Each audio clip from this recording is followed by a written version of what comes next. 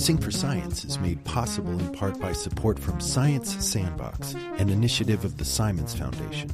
Today's episode was recorded remotely from Bakersfield, California and Oakland, California, and it contains content related to mortuary science that some listeners may find disturbing. Be sure to check out our other episodes, and please enjoy the show. When I crack a head open, it was decomposed. The brain was liquefied. It was soup. And it comes out the ears, someone told me. Sometimes. It kind of bubbles out the ears. You cut into the skull and you crack the skull cap off. It's soup. It's soup. And then there's something called frothy purge, which I love lingo. I love the lingo of science. And there were some great ones. Frothy purge. You got your plain. Oh. Yeah, right. The bubble's coming out. Frothy purge. You got your plain purge, your frothy purge. Dead bodies everywhere. Dead bodies everywhere. Dead bodies everywhere. Dead bodies everywhere. Welcome to Sing for Science, the show where musicians and scientists talk about music and science. I'm your host, Matt White. Each week we'll talk about a song by our guest artist and how it connects with our guest scientist's area of expertise. Today we'll be speaking with Jonathan Davis, frontman of the pioneering metal band Korn. Korn's most commercially successful album was 1998's Follow the Leader, having hit number one across 4 charts and sold over 14 million albums worldwide. The album's fourth track is called Dead Bodies Everywhere and was inspired in part by Jonathan's job working in a morgue before his music career took off. Also joining us is best-selling popular science writer Mary Roach. Mary is the author of a string of one-word science books including Spook, Bonk, and Fuzz. The first in this series is 2003's Stiff, The Curious Lives of Human Cadavers, and won Mary several awards and critical distinctions.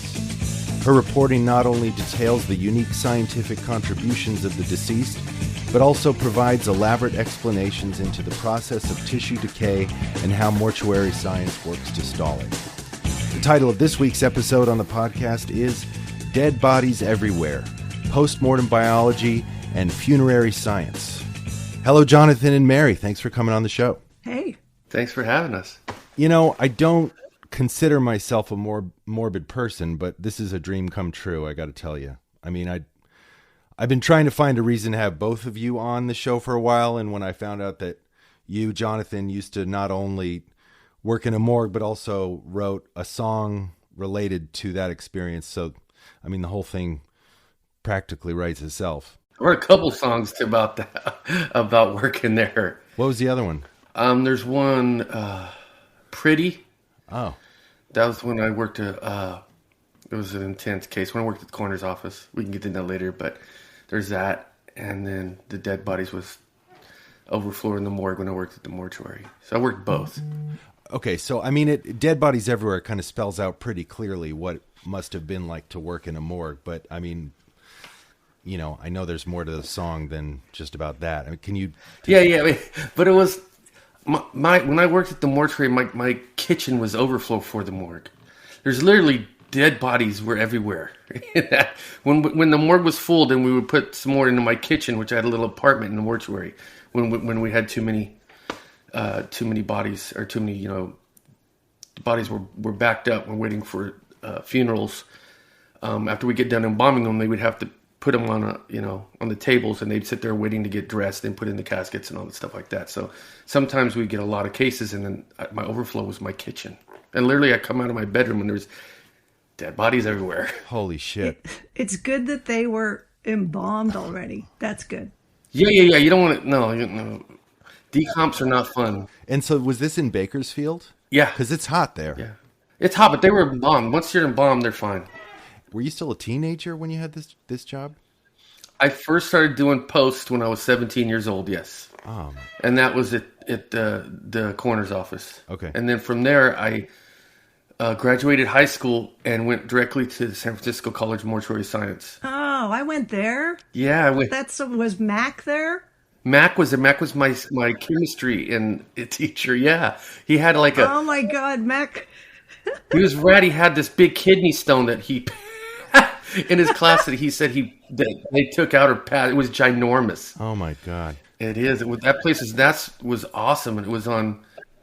When it was at Divisadero, I think it was on when I went, and then eventually they moved the school to the mortuary I worked at Riley Company. It was on Dolores. Yeah, and so they moved the school to actually the classroom was a bedroom I slept in when I went to the college there. Wow. Yeah, it closed in like 2005 or something. Yeah, I know it's no more, but I went there. It was pretty intense. I knew that there was going to be a gazillion points of connection that I'm sure will. It's a small little clique, man. It's a small industry. So how did you get drawn into that world in the first place?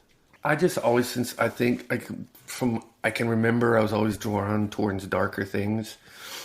Those things intrigued me, and still intrigue me.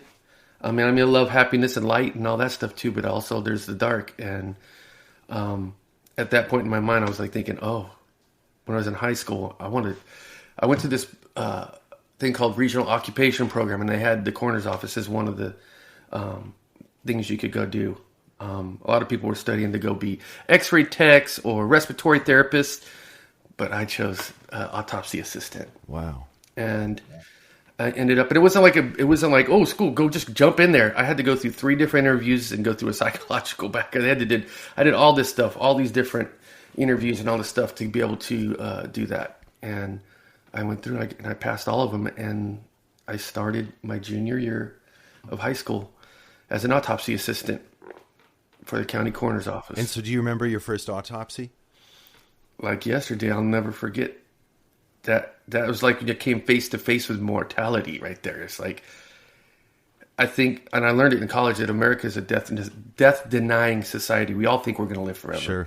But when you're staring death right in the face, and this wasn't a very nice one, this was a car accident, and this person was pretty beat up, it really shocked me. And I'll never forget the sound of a scalpel cutting flesh. I'll never forget the first time I saw the viscera laying there, opening up in a Y incision and seeing the viscera all there.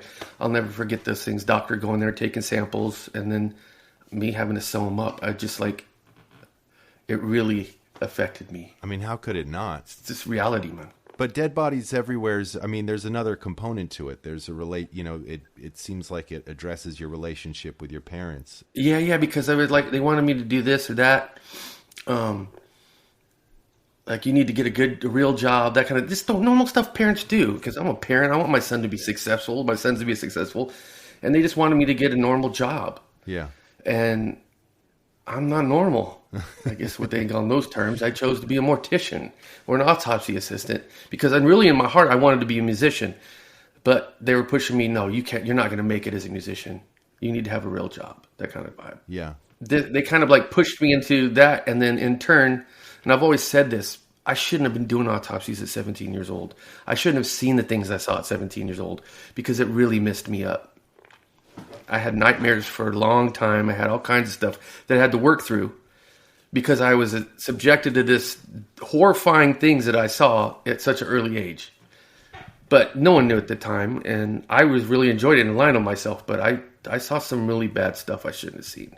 That was, 5 years before your first record?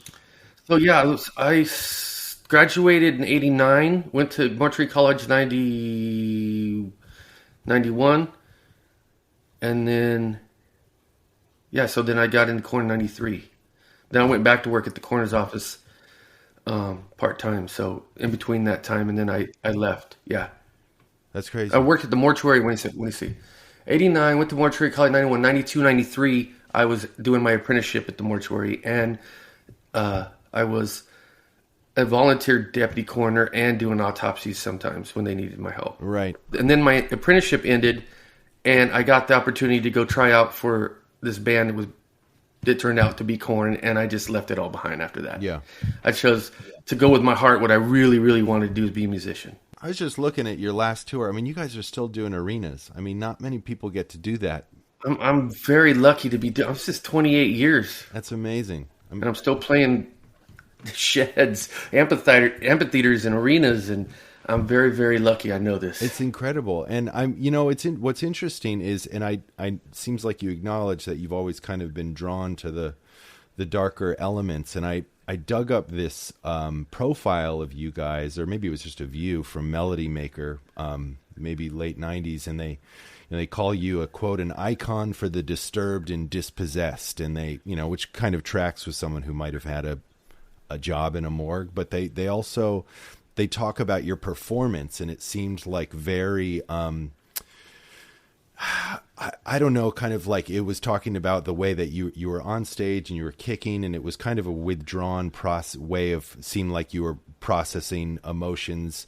And I watched a recent show of you guys, and it was like there was something so incredibly life affirming about it, and open and positive. And not to say that the former maybe didn't have those elements, and I realize that was a much different chapter in your life, but I think it's worth remarking on that you're able to kind of combine those elements, and you're still singing songs called Dead Bodies Everywhere 28 years later. Yeah, man. It's the way I've dealt with everything I've been through in my life. I've had a very happy life, and now it's amazing.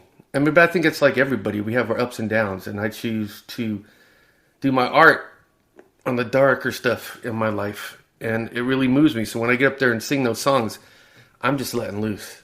Yeah. I let loose. I just go somewhere else. I let all the emotions come out, and then when I'm done, I just kick back, and I'm happy because I don't have any of this stuff built up inside me. Yeah. Yeah, it's just how I've felt. That's how I figured out how to get through my life. Well, it's a beautiful thing to see, Thanks, man. And so it sounds like maybe to some degree you're able to compartmentalize a lot of these interests. I mean, do you still have some interest in mortuary science? I mean, I collect all kinds of stuff. I still love mortuary science. I have a bunch of old mortuary equipment and stuff like that. I love medical preparations. I collect those old ones, old quack medicine stuff. Like snake oil stuff? Like the Violet Way, where they was like, you could, there's all these different ones. There's these, it's stupid, but I got like these, just quack medicine stuff. This is a perfect one. These crazy box of rectal plugs that are supposed to help you cure asthma and insomnia. Just funny. I love that old quack medicine stuff. Bougies. They call them bougies. Is that what they're called? Well, those are the rectal dilators, and they would sell them in kits. Like they'd get bigger and bigger. Like you could have the advanced rectal dilator. Yep. Once you graduate. Wow. After so long. Yeah. It's just stuff like that. I like to collect.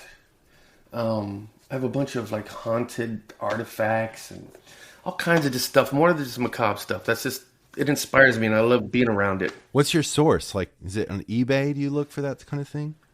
This stuff finds me, man. Yeah. I swear. I bet, I'm sure. It really does. I don't actively go looking, but most of the stuff I found, like my $100 stuff like that, is because I go around like town, and when I'm on tour, I go up and I ask, what is the one thing in here that makes you feel the most uneasy? And there's always something, oh, come here. That, and I buy that. And I bring it home, and I don't know, it's a bunch of collection of just misfit toys and all kinds of stuff, but somehow they like it here. Yeah. It's inspiring for me. If you believe it or not, it's just, I love sitting here looking at my dolls and my stuff. And you mentioned dolls, and it's like that guitar line in this song. I guess it's a guitar line, but it just sounds kind of like that creepy abandoned playground horror movie thing. Oh yeah, that's through a wall, through a talk box. Oh, okay, interesting. So, have you ever scored a horror movie? Not a horror movie. No. The one I scored. I guess it wasn't a horror movie, but the Queen of the Damned. Oh, right. Okay. Movie is the one I scored. That's not really horror, but I did a couple movies, and then it's kind of like I'm cool just making music. It's not something I'm trying to go do all the time. No, for sure. Jonathan, were you familiar with Mary's book? Had that ever come across your desk? No, I'm always on the road, and I rarely have, because I'm full-time dad. I just came from my son's football game. I have so much little time to myself to just sit down and read. When I do, it's mostly my time when I have just free time. I like to play video games a lot because that's my. I don't know. Something helps me. I can just unwind and not think about stuff. I just play the game. But no, I definitely want to check some of your books out. Well, this one is an amazing book, and it's definitely probably one. I got it for Christmas when it came out in 2003 or 4, and it's still, I mean, not surprisingly, one of the most memorable books I've ever read. I can still retell certain passages. So, Mary, what stands out in your mind from, because, you know, exhaustive research went into this. You're visiting morgues, you're visiting crash tests with cadavers, you're visiting this body farm, which is insane. What stands out in your memory 20 years later? I think probably, I guess the body farm, but I was going to say the very first chapter I reported was at the mortuary college that Jonathan went to, and it was the first time I'd seen a body, other than I had a job as a janitor at the college where I grew up. In high school, I was a cleaner. But one time I got assigned to the morgue, but those bodies were all under these kind of clear plastic kind of tarps. So which was kind of creepier in a way, because it was dark, it was after hours, and I was like, with my broom. And I'm like, that's kind of weird. So that's actually technically the first dead bodies I've seen. But the one that I saw, the one that they were being trained on was a body. It was a reject. You know, this guy had donated himself to medical science, but he was rejected because he'd had an autopsy. So he's got this, he's like, his torso is just like a gaping red hole. And I'm not prepared for that. And I'm like, okay, yeah, with the viscera bag, but without the organs, they're in the bag, and it's just this blood red shell. And I realized years later, because for a few days after that image kept popping into my head, and I was thinking, maybe this book wasn't such a smart idea. Maybe I'm not okay with this. But 2 days, 3 days later, the images started going away. But that is, I realized much later, that's something people with PTSD have, that, where these really gruesome things like that they've seen pop into their head. I don't know if you ever had that, Jonathan. Yeah. I did a lot, because I autopsied babies and toddlers and 5 and 6 year old children. I did an autopsy on this little boy, and we opened up his stomach and found a bag of raw cocaine in it that he ingested. Yeah. I saw just things that, like I said, that it still gets to me. I have children that just like, oh my God. I became such I had no feeling, and I hated that. I had to have no feelings, or I would have went insane. I know this woman I met years later. She's the medical examiner for Oakland, California. We have a lot of pretty grisly crime here in Oakland. And she said, okay, I think she made it a personal goal to make me gag, which I had never, people would say, did this book, did you ever throw up? I'm like, nah, I'm not squeamish. But she brought me in, and there were these, I don't know why I'm telling you this. That really wasn't the question. But there was these 2 people who'd been found in an apartment after, I don't know, they were very bloated. They were big people to begin with, and they were in that bloat stage, and she cut them open. And the smell. Oh, that's the worst. Oh, my God. I mean, I gagged. I've never gagged in my life. I think of myself as somebody pretty macho when it comes to things that are gross. I left the room, and she was like, what's the big deal? It's just like changing a diaper. I'm like, no, it's not. I'm sorry. No, it's not.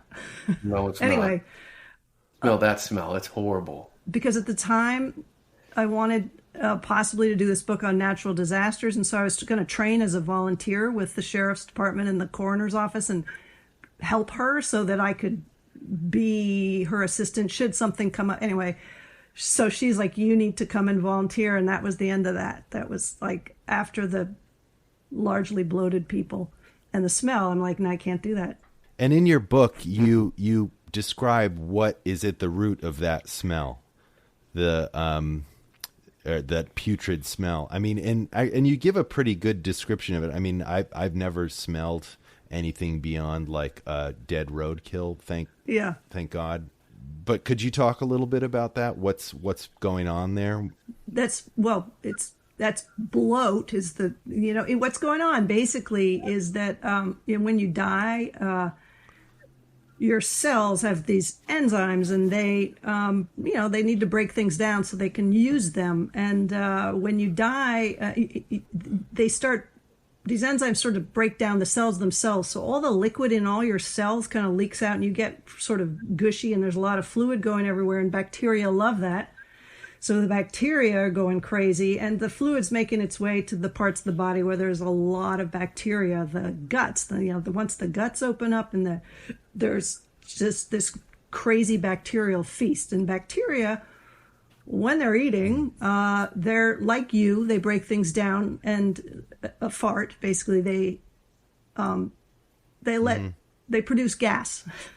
As you do when you eat and digest. So they're digesting, and they're releasing tons of gas, which builds up, and at some point your interior organs may burst, and so there's just a lot of room for the gas to be going everywhere. So the things that tend to be bloating are places where there's a lot of bacteria, like the scrotum and the mouth and the gut. So there's certain parts. I haven't discussed this in a long time. I just reread it. I just reread the chapter after so many years. Glad to give you the venue to do so, yeah.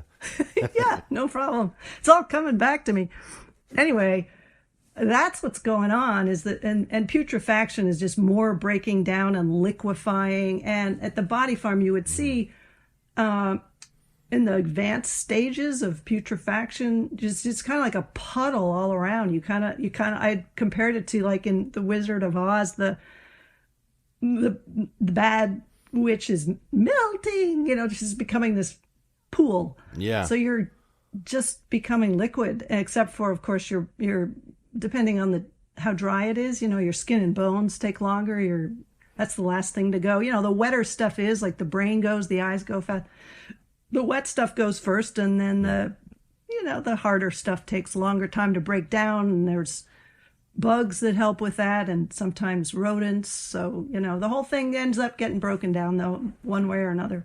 So could you tell Jonathan about the body farm, what the body farm was? Oh, sure. The body farm is a place at University of Tennessee was the original. That's where I went and stiff. There's like 4 or 5 others. They're kind of like Starbucks. They're everywhere. They have them in different environments, because it's a place to study the forensics of human decay, and that is something that is used to try to solve crimes. Like, say you have a body and you want to figure out how long has this person been dead, how long have they been lying there, and in order to understand that, you got to figure in a lot of factors. To figure it out, you need to factor in the temperature.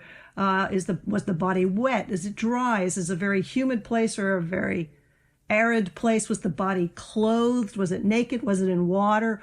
All of these things affect the timeline of decay. So they study that, and that information informs the criminal forensics process, the process of figuring out how long this person has been dead. So the body farm is a place where they study that, and they've been doing that for years. Because it used to be, sometimes they were way off, and then a body would be discovered, and they'd say, yeah, this looks like 6 weeks, and it would be like 25 years, because it just depends on, sometimes bodies are naturally preserved by the environment. If it's very arid, they kind of mummify, and they don't look soupy, and they don't, break down completely. So anyway, that's the body farm. But what I loved about it is that it's this beautiful little patch of land, like off beyond the medical center. It's got hickory trees and squirrels, and it's really like you walk in, you're like, oh, this doesn't seem that bad, and then they're like, oh, there's a guy taking a nap over there under a tree, and they're just placed here and there, kind of like it doesn't look like a scientific facility. Like, there's a guy lying under a tree, and they were studying the effect of clothing that day. So he's wearing like sweatpants and a sweatshirt, and it really just sort of looked like a guy napping, except that weird stillness that dead people have. And so they're kind of grouped by where they're at in the process of decay. Was that right? Well, it depends on what they're studying. Like there's a section where they have their domestic beetles, which break down, they clean bones. So they're at that, I'm not sure if they were processing, they were cleaning skeletons for some reason. There's like the neighborhood of skeletons. And then the other ones, they were, like the clothed guy was under a tree, and then there was a woman. You would kind of walk through they weren't arranged in any. It was like, what's your project? Kind of stake out your land, and some of them had a covering to keep scavengers out, but most of them were just kind of lying there dead. Wow. Yeah, Jonathan, you would love it. I would actually. That's cool.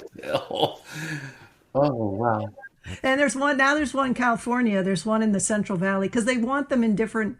Like they would want like a dry, arid place, and then a humid place. So there's one in the Midwest. There's one in New England now, but the original was in Knoxville, Tennessee. Wow! There's this thing you talk about. About the. Earlier you mentioned that like the brain and the eyes that those go pretty fast because they're so liquidy. And so what happens? There's just a vacant spot where the eye once was. You describe them as X's in the book. Yeah, the eye it does have that kind of like the pupil, because it kind of collapses, so they don't have that dark black area. They kind of just look. It's very weird. But the brain, I thought you were going to ask me about the brain, and I wanted to ask Jonathan if this. The brain, when I do decomps, when I crack a head open, it was decomposed. The brain was liquefied. It was soup. And it comes out the ears, someone told me. Sometimes. It kind of bubbles out the ears. You cut into the skull and you crack the skull cap off. It's soup. It's soup. And then there's something called frothy purge, which I love lingo. I love the lingo of science. And there were some great ones. Frothy purge. You got your plain. Oh. Yeah, right. The bubble's coming out. Frothy purge. You got your plain purge, your frothy purge. Oh my God, I don't know how you did it. Oh my goodness. I asked this guy at the mortuary college, Theo, his name is Theo. I'm like, how did you decide to get into this? And he said, well, when you this is back before pagers and cell phones. He said, you could have a free apartment upstairs from the mortuary because you had to be there on call when the body came in. Yeah. So there was like free room and board. So I was like, that's how you decided? He's like, yeah. When I went to college, it was like I got free room and board. Well, I had to buy food, but I got a free room and woke up and went to school all day, came back, and I just had to do removals at night. We were on call, so we stayed and lived in the mortuary. What was the process of removals like? Well, you get a call, you'd get the address, and you'd go pick someone up who'd passed away. I mean, there was times where it's tricky, especially in some of the places in San Francisco and the Mission and all that. I got a call, and I went, and this was a really big person, 200-300 pounds, and I couldn't get him. And then we had to go down a spiral staircase because there was no way out because those old buildings, the way they're built. So we had to strap them on there, and we had to get family members and other people in the building just to help. I think one time we called the fire department to help get them out and get them into the car. And then once I got them to the removal van, take them to the mortuary. How am I going to get this? There was always this. How am I going to get this person out? But then there was other ones where it's really simple. You'd go in and it was just an easy removal, and take them into the embalming room and leave them for the embalmer to come, because I couldn't embalm then. I was just an apprentice, or I was just going to school. I wasn't even an apprentice yet. But when I worked at the other mortuary, when I was an apprentice, when I was embalming, I had to have the embalmer there with me to watch me. Okay. Yeah, it's this apprenticeship you have to do for 2 years. You mentioned you started to talk about embalming, which is one of the other things that I'd like to talk about here. So what do you remember about that process? It's just like you're replacing the blood in the body with embalming fluid, which is formaldehyde and other chemicals. They look so much better. Oh my God. Yeah, and it gives you color. Yeah. And pink it's an color. amazing transformation. it makes everything, it freezes everything. So when you touch the skin, there's none of this. Right. It's just like hard as a rock if you do it right. And how it depends on the pressure, how much you're getting into capillaries and the tissue, how much you massage. So basically, real short, if it's not an autopsy, you make an incision right here on the bone right here, and you dissect and you get the jugular and the carotid artery, right? You'll inject into there using an embalming machine, which acts like a heart, and you're going to pump that fluid into the body and use the jugular vein. You have a pair of forceps. I have a pair of them around here somewhere, and you go down the jugular into the heart kind of area, and you're pulling the clots out. You just sit there and leave that vein open, and you let the embalming machine do its work. It's going to pump the embalming fluid in and push the blood out. And while that's going on, you take and you cover the body in soap and you start massaging. So if you're shooting down on the blood, you're going to start massaging up from the hands because you want to get the blood out. So you're going to massage the entire body. You're going to try and get the blood out of the body and get the fluid in so it gets into the capillaries and it totally gets and saturates the tissue with this formaldehyde, which then what is the word? I'm sorry, I got brain fart. It sanitizes the body and totally preserves it. Kind of an amazing idea to use the human circulatory system to get that fluid everywhere, like to all your cells. I mean, it's brilliant, because I don't know, the mummification is kind of like, you pack the body in something and you maybe stuff some down the mouth. But this to have that idea to pump like a heart, like Jonathan said, you're getting, replacing the blood with this preservative that prevents, it kind of links the proteins together. It basically keeps bacteria from being able to break the cells down the way they normally would. It also kills them. But that's a brilliant idea. Yeah. And so the jugular, is that the same thing as the aorta? No, that's your heart, the big The aorta is in your chest. heart artery. It goes all the way down into your... What's the jugular? This is a vein, right? That's in your neck. Jugular's a vein. So yeah, the jugular's your vein. So your arteries, Carotid is the one that goes into the carotid arteries right there. And then the jugular is when the heart's pumping the carbon dioxide blood, I call it, out. So you're going in through the carotid and out through the jugular. Well, Mary, in your book, you talk about it looked like the end of a whoopee cushion, right? It was that wide. It did to me. That, like the guy Theo, he raised the artery. I think it was the artery. It was either the carotid. Yeah, the carotid. And to me, it looked like they're connected together like this. Yeah, but the end of it to me looked like what you blow on a whoopee cushion. I mean, it's big. It's like a gronkin' big tube. Yeah, they're two tubes. It's hard. You got to dissect them apart. And that's if they haven't been autopsied. Now, if they're autopsied, it's a total different thing because the pathologist has gone in there and just ripped everything out. So there's no circulatory system. So now you got to inject. If you can find the carotid, you'll shoot up just for this side of the head. You'll shoot down here in these arteries here just to do the arm. And you'll shoot down the arteries of the legs to get that. So you got to go do 5 points. You're doing 1, 2, 3, 4, 5, 6 points of injection. Because you don't have a closed system anymore. You don't have a closed system. Oh, and also once you get done embalming, then you have to go in with this stuff called cavity fluid. And it uses giant trocar. It's called a trocar. It's a giant spike. And you have an aspiration tube. So it's sucking. It's like a suction. And you go in there and you pierce and you just try to make mincemeat of all the organs in there. So they can't blow up, like she said, when they start to come down, they'll start to fill up full of air. So you poke everything and you just make it all mincemeat in there. And then you stick it in there and you take the suction tube off and you put cavity fluid, which is like an even more intense formaldehyde. And that keeps it, preserves that in there.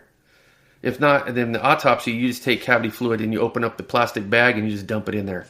The embalming fluid, does it ever rupture a vein when it's being pumped in and end up just in the entire... I mean, you can do what happens if you're not paying attention. Sometimes there's clots that get in there or something. You got to watch the pressure. You can distend. You can blow someone's face up really big or they'll start to swell.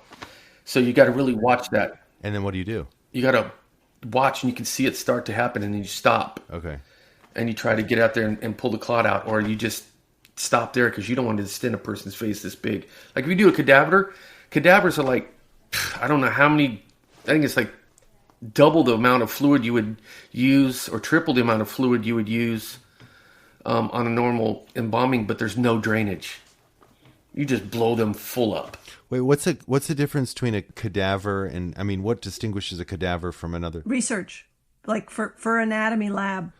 You're basically like mummifying those suckers. That's what a cadaver is. Yeah, you super embalm. This isn't for cosmetic. This is just to straight preserve them. Normally, correct me if I'm wrong, Jonathan, embalming is to keep the body looking decent for like an open casket. Like it doesn't have to look good for a very long, a couple days. Yeah, for a couple but if days. You're going to have an anatomy class that's a whole semester, that you just mummify that sucker. Really intense in formaldehyde. I did another interview with a cardiologist who also talks about working on a cadaver, so I could be mixing this up, but you did visit with an anatomy context, right? I was at the anatomy lab at UCSF. Yeah. Wait, that's separate from the...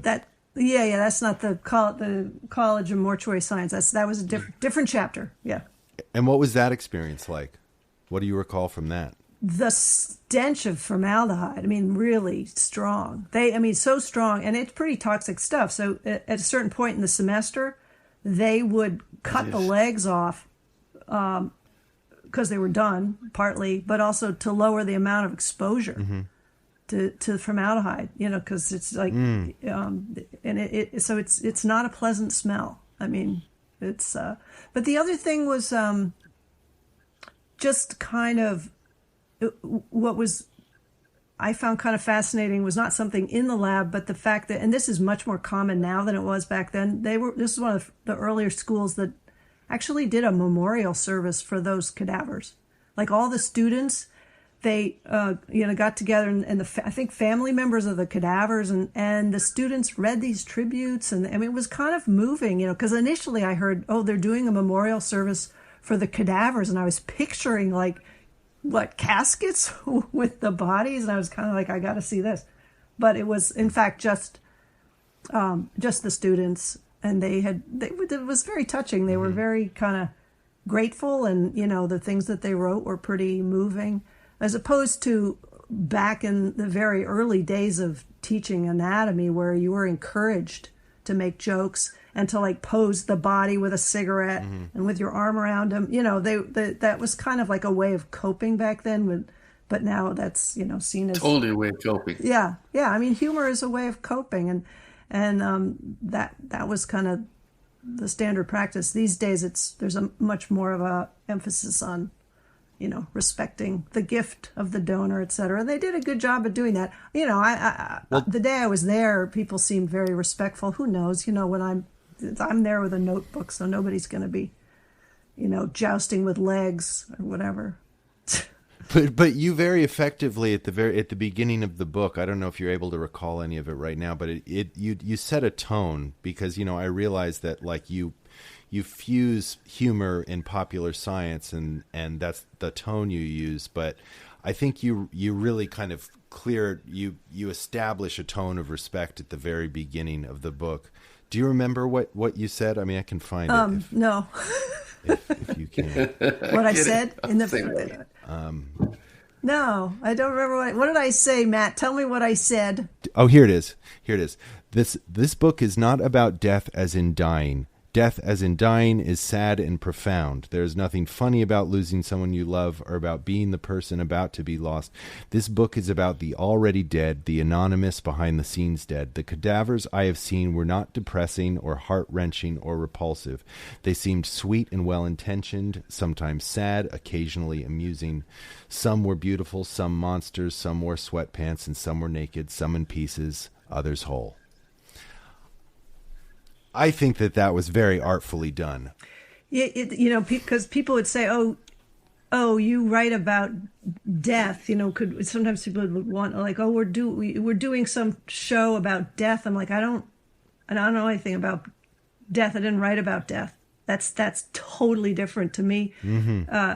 The world of cadavers. I mean, they look like people, but they're not. They're dead. This is completely equally interesting, but just a whole different thing. I couldn't really write about death, or maybe I could, but I don't really want to. But it's a very different thing. I mean, the dead, and there is humor. I mean, I spent time at the school where it's in Michigan, in Detroit. What's the name of the university?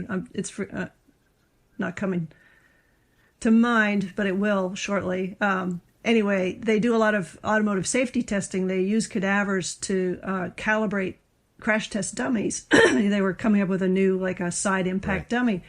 And I was there when they were doing one of the impact tests with the cadaver, and they had to get this guy, this dead guy, who had a number, UM006, I think. University of Michigan, this might have been. Mm-hmm. Anyway, they he had to sit in a car seat, and then the impactor would hit him on the shoulder, because it was, they were trying to calibrate a side impact dummy. So he's sitting, and they had him, he's a dead guy. So he can't sit up, and they put him in the car seat, and he kind of slump, and then they'd like tape him up, and then they'd be all set, and they'd have a lot of, the strain gauges were all set, and they've got the camera set, the video, to get the slow motion footage, and everything's ready to go. And then he'd slump again. And it was hilarious. I mean, it was late at night, everybody'd been there a long time. And he really had comic timing, this dead guy, and he's wearing like a leotard, which looks bizarre. And it was funny, not at his expense. It's lovely that he donated his body. It was kind of heroic of him. And, but there is humor in being dead. You're useless, your limbs are flopping all over. You've got bubbles coming out of your ears. I don't know. Just why not laugh about it? Jonathan, do you make, in your attraction to darkness or the macabre, do you make that distinction between like what we've been talking about with the kind of your interest in mortuary techniques and science and actual death and the loss of life and end of life, things like this? I guess it's like two different things. It's an art, what we did with mortuary science. Yeah. We're basically artists. But also if you're just an embalmer, which there are some just straight embalmers, just all they do all day. But I worked at the funeral home where you were an embalmer and funeral director. You had to deal with the family, and then you had to go embalm them, and then go do the funeral and everything. And doing that all the time, dealing with death, is very depressing. It's not fun waking up every morning to family after family grieving over someone they lost. Because when you're in the morgue embalming somebody, you totally respect the body. It was someone's mom or dad, but you don't know their story. You don't see their family. You don't see any of that stuff. So you're like, okay, let's look at this older person had a great life, or it's a young kid. Oh, this is horrible that this happened. And I go about my business and I'm do my job. But when I see the family, like say the kid that's in there, I see their parents distraught, crying. They just lost their son.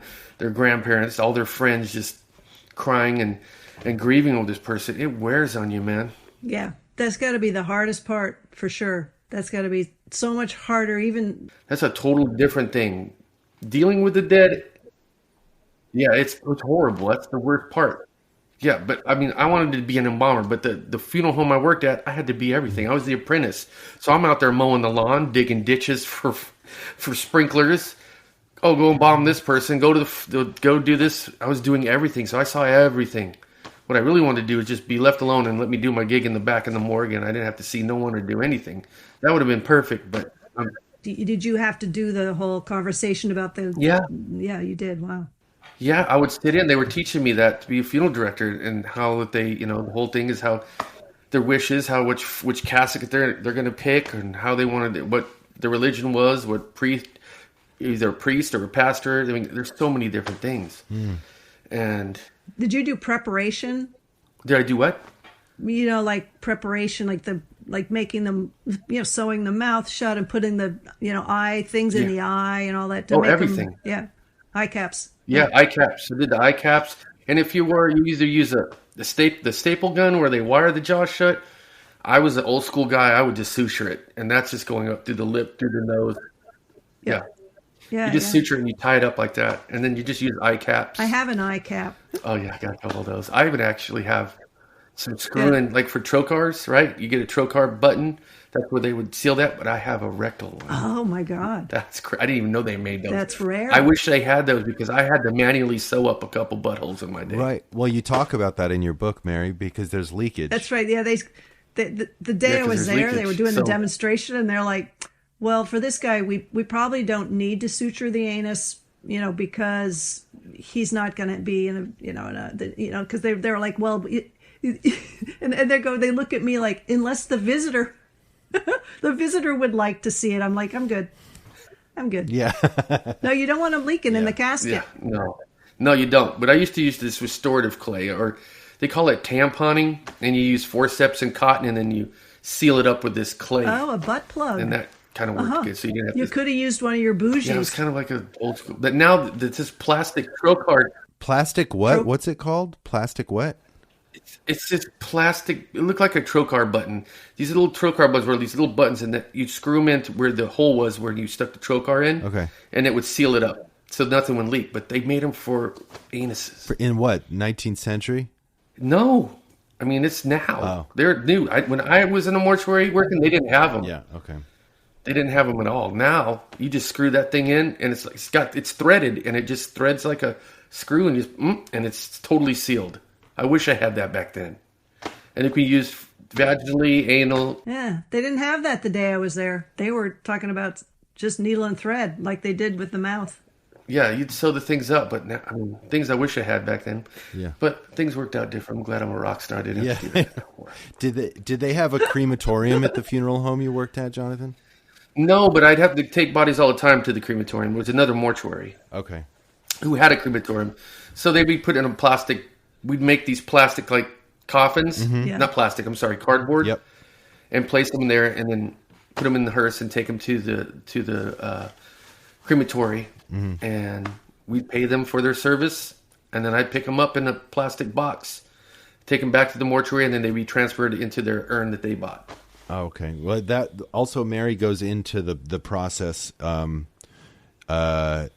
the book about cremation, which was pretty wild, and it includes that bodies sometimes sit up. Mm-hmm. Do you remember that, Mary? Oh, they sit up. It's like a straw. If you put a flame to a straw, you're going to see it do all this weird crinkly. It's the heat.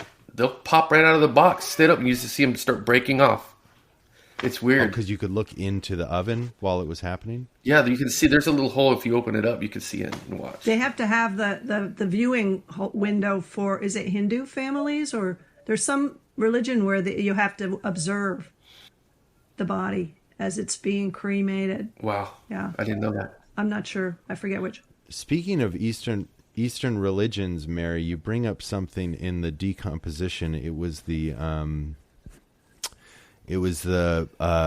9 cemetery contemplations, the Buddhist Sutra on mindfulness. Do you recall this one? Well, I do remember that I do remember bringing that up, and I don't remember the words to it, but it was it's a meditation, and like you're supposed to meditate on.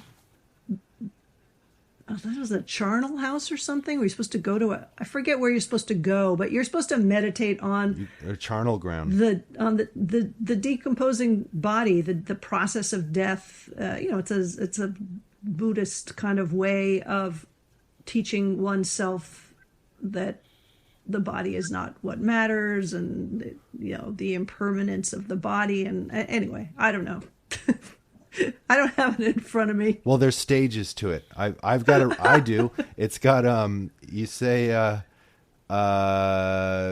apprentice monks are instructed to meditate on a series of decomposing bodies in the charnel ground, starting with a body, quote, swollen and blue and festering, progressing to one, quote, being eaten by different kinds of worms, then moving on to a skeleton without flesh and blood held together by tendons. The monks were told to keep meditating until they were calm and a smile appeared on their faces. Oh, it sounds like the Body Farm. So there's that route. Oh, Yeah, I know.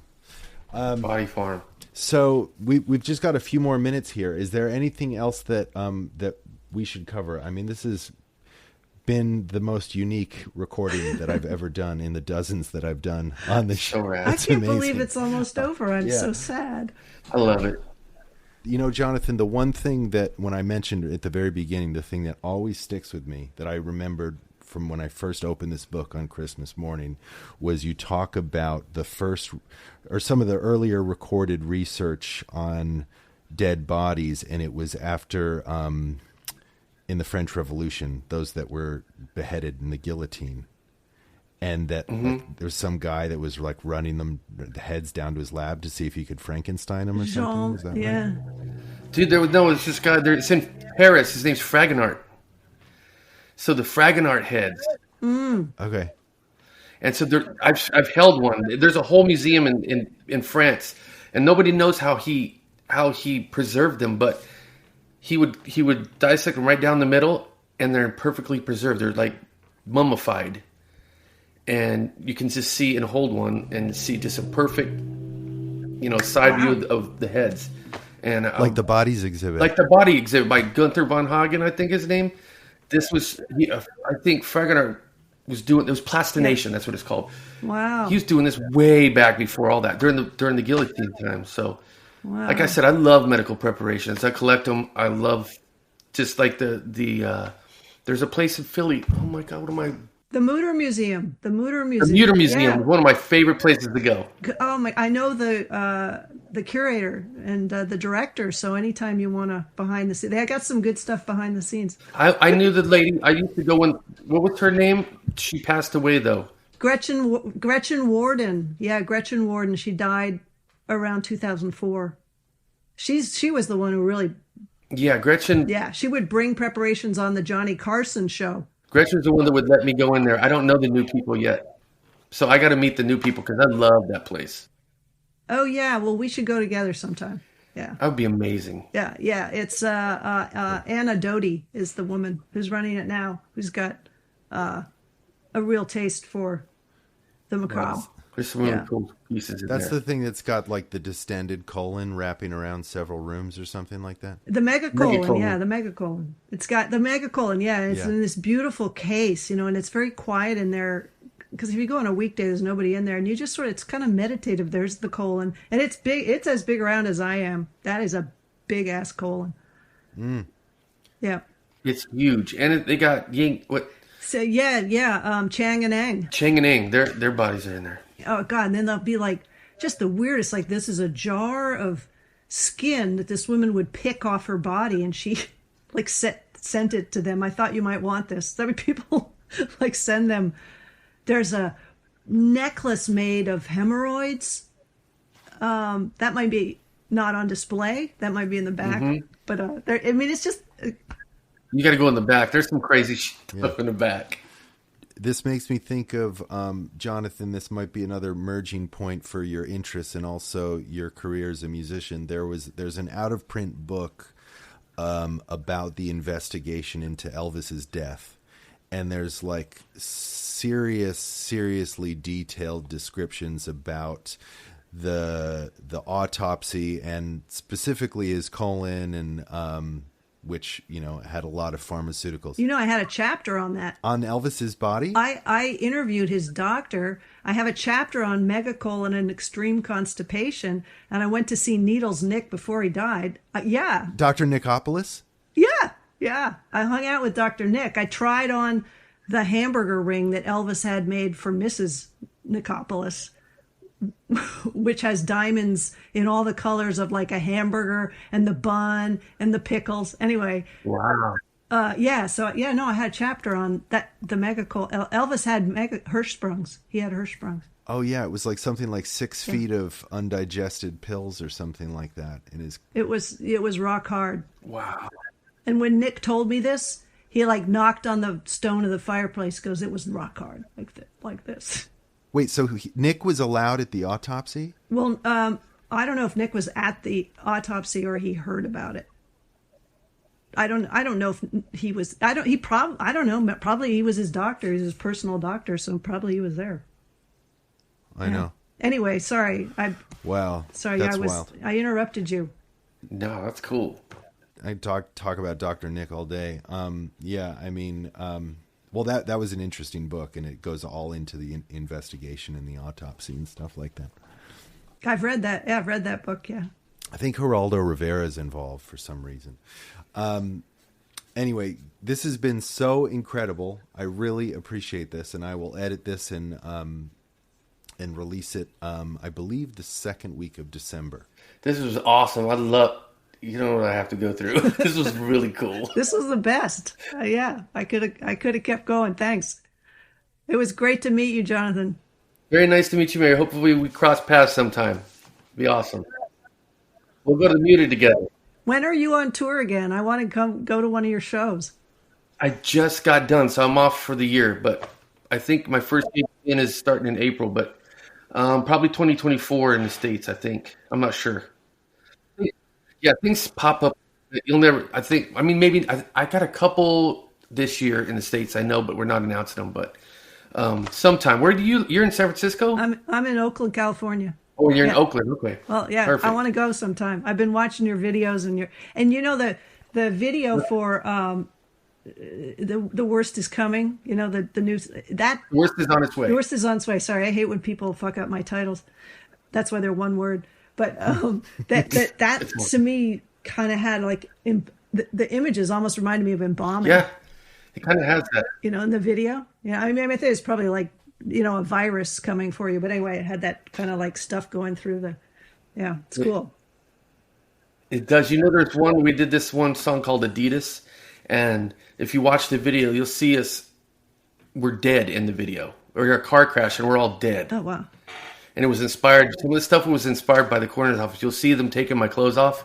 And I'm wearing a bra and a garter belt and panties and stuff. You know how many times I had some big, buff, burly cowboy-looking dude, right, died, and it's called processing. I got to take their clothes off and weigh them and stuff. Yeah. I take their clothes off and they're wearing women's lingerie underneath. Whoa. Or they had their junk ligatured up. Or always there was humans are the weirdest, darkest creatures. The things I saw, we could do a whole nother hour. But yeah, it's crazy. I'll tell you this one story. We took out, my wife and I took out our first mortgage last week, and we were at the bank, and the bank's attorney, I don't know how we got onto this topic, but he started talking about like the effort to steal Lincoln's body and how Lincoln's casket is like sealed in all this concrete.